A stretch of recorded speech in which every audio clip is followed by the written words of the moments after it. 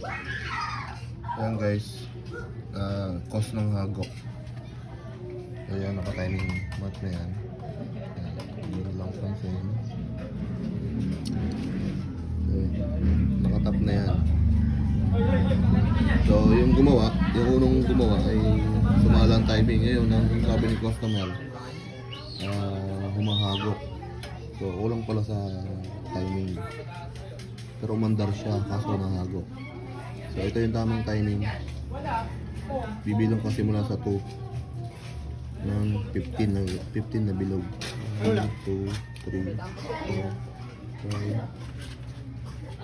6, 7, 8, 9, 10, 11, 12, 13, 14, 15. Sobra ng dalawa.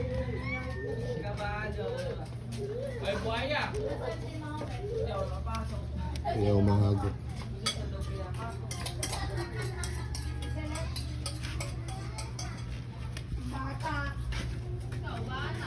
Kaya tayo itong bahay na ito. Tingnan mo, hindi makakawiyan. Hindi ka na ba?